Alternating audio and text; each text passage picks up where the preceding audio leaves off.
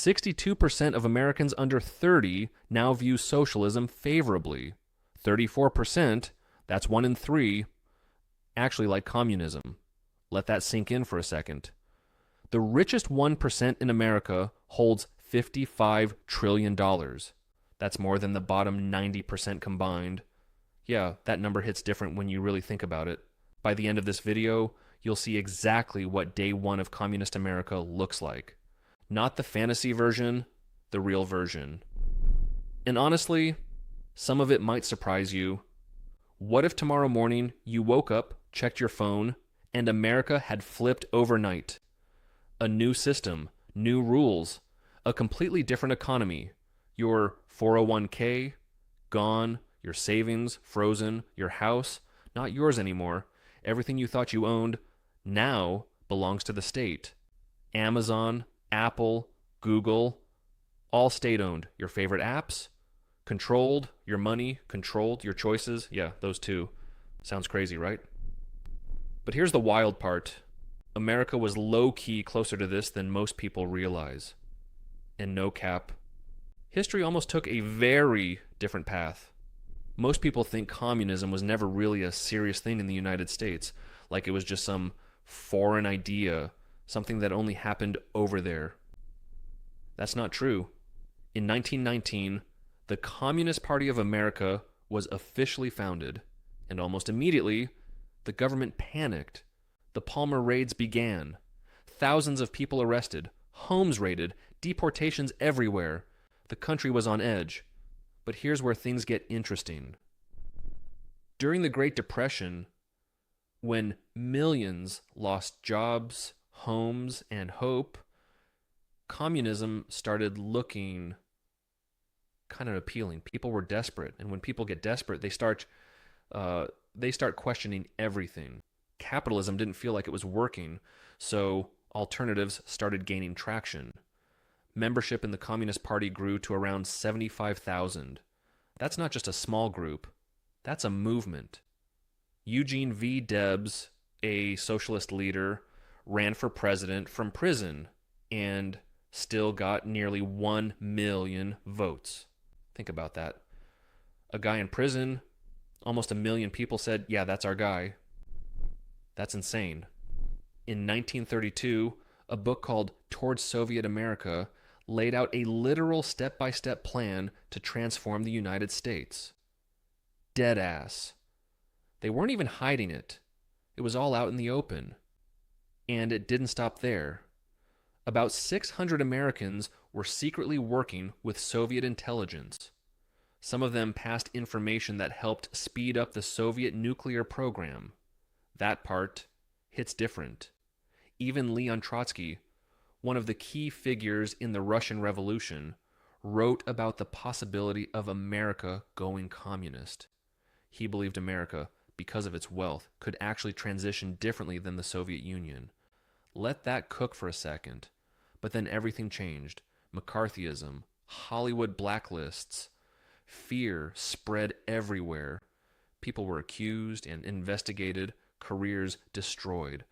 And just like that, the movement collapsed. But what if it didn't? Okay. Fast forward to today. Day one. You wake up, check your phone, and everything feels off. News alerts everywhere. New economic system implemented. Private ownership abolished. The stock market? Gone. The New York Stock Exchange. NASDAQ. Over $50 trillion in value. Erased overnight, just like that. Your retirement account? Gone. Your investments? Gone. Your future plans? Yeah, those too. And here's where it gets personal. Your house, not yours anymore. 66% of Americans own homes today. Now, nobody does. Everything is state property. You don't own things anymore. You use them with permission. Amazon, government run. Apple, same thing. Google, controlled. Try ordering something online. Same day delivery? Yeah, good luck with that. The Fortune 500 companies generating over $18 trillion in revenue, all nationalized, every major business, now part of the government. Venture capital, gone. $170 billion in startup funding, gone. Innovation slows down fast because now there's no incentive to take risks. Gig economy, Uber, DoorDash, freelancing, all gone. No side hustle, no extra income, no, I'll just make some money on the side. And here's where it gets really dark. You walk into a grocery store, something feels off immediately. The shelves half empty, maybe worse. Where there used to be 30,000 products, now there's barely anything. You stand in line, long line, everyone's waiting for basic food, bread, milk, maybe eggs. That's not a theory. That's what actually happened in the Soviet Union. Now let's do a quick reality check. Other countries tried this, and the results weren't great. North Korea and South Korea started at the same place, same people, same culture, same history. Today, South Korea is about 60 times richer. 60 times. At night, you can literally see the difference from space. South Korea is bright. North Korea, almost completely dark. That image alone tells a story. NGL. It hits different when you see it like that. Venezuela was once one of the richest countries in Latin America. Then everything changed. The economy collapsed by about 80%. Inflation exploded to 130,000%. Prices doubling daily.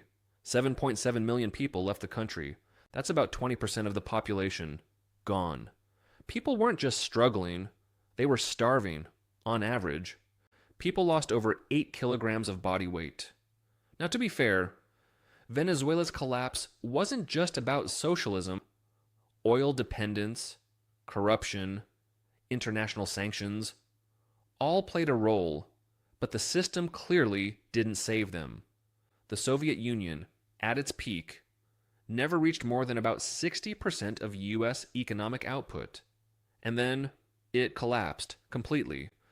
But wait, here's the part that actually makes you think. What if America is different? Younger Americans today are struggling. Housing costs are up over 30%. Healthcare costs up nearly 50%. Student debt, $1.75 trillion. That's insane. And get this, 0% of young Americans say the economy is excellent. 0. That's wild. So yeah, people are frustrated. They feel like the system isn't working for them. And when that happens, they start looking for alternatives. But here's the catch. Most people who say they support socialism aren't actually talking about full communism. They're thinking about countries like Norway or Sweden, free markets, but with strong social safety nets. That's a completely different system, not even close. One is controlled by the state. The other still relies on private ownership and competition. Those are two very different worlds. So, what if America became communist? Yeah, inequality might go down. Some people might feel more secure at first.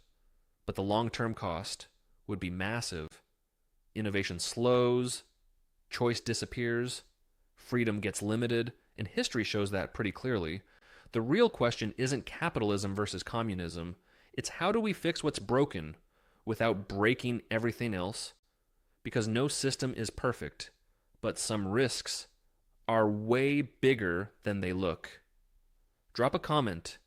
Do you think any version of this could actually work? And if you made it this far, you already know you should hit subscribe. We break down stuff like this every week. See you in the next one.